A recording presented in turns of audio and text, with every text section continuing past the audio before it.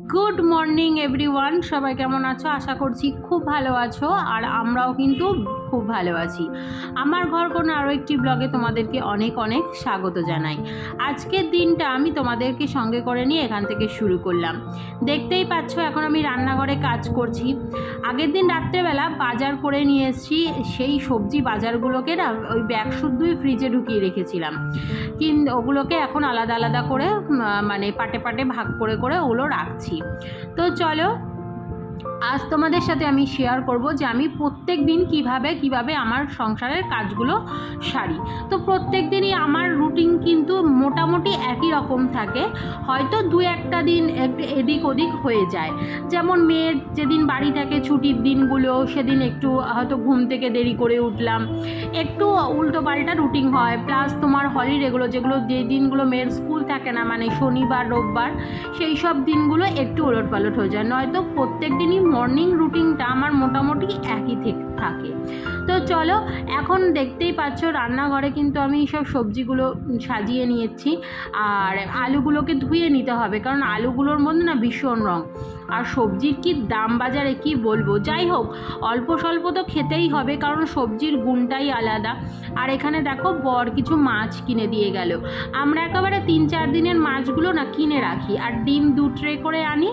Mutton chicken যেদিন খাওয়া হবে সেদিনেরটা সেদিন নিয়ে আসি, কারণ যেহেতু মেয়ের প্রত্যেক দিন সকালে স্কুল থাকে, তাই ও খেয়ে যাবে। তারপরে প্লাস দুপুরের রান্না খুব সমস্যা হয়ে যায়, যখন বাজার তারপরে এসে রান্না ওইগুলো পোষায় না।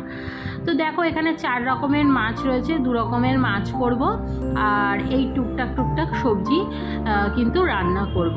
তো চলো আজকে তোমাদেরকে বলি কি রান্না করব দুপুরবেলা।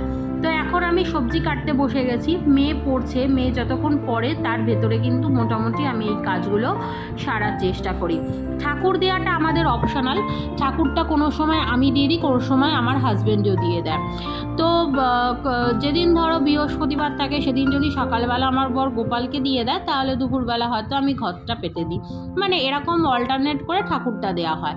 আর এখানে এখন আমি মেয়ের স্কুলে যাবে, টিফিন নেবে, তার জন্য কিছু সবজি কেটে নিচ্ছি। তাছাড়া একবারেই সবজি কেটে নেবো, যা মাছ রান্না করব আর ওই কলমি শাকটা কেটে নেব।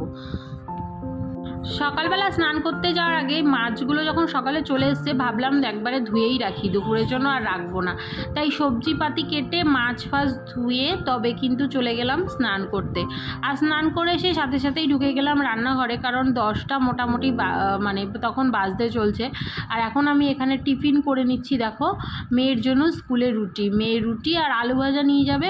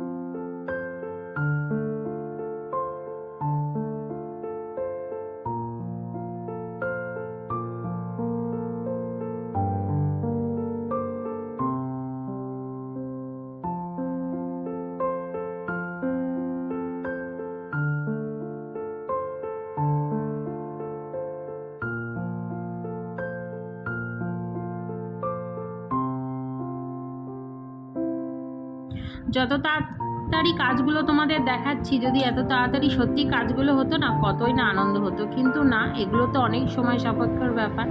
আর স্কুলে যাওয়ার সময় যা নাচানাচি করতে থাকে সে আর বলার মতো না।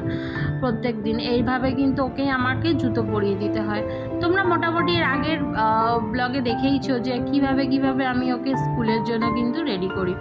স্কুলে চলে যাওয়ার পরে বিছনাটাকে একটু ঝাড়ু দিয়ে নিলাম, আর চাদরটাকে না আমি চেঞ্জ করে দিই। দুদিন মিনিমাম 3 থেকে 4 দিন একটা চাদর রাখি, তারপরে কিন্তু চাদরটাকে চেঞ্জ করে দিই। তো চলো এবার কিন্তু রান্নায় বসা যাক। আর রান্না করতে করতেই কিন্তু আমি সমস্ত ঘরের কাজ করা, মানে ধরো বিছনা ঝাড় দেওয়া, তারপরে ধরো ঘর ঝাড় দেওয়া, কাচাকুচি সমস্ত কিন্তু এইসব রান্না করতে করতে এই সারি। তাই দেখো মাঝখানে তোমাদের সাথে আর ভিডিও শেয়ার করা হয়নি সেভাবে, কারণ অনেকটা কাজ থাকে, নিচে যেতে হয় কাচতে।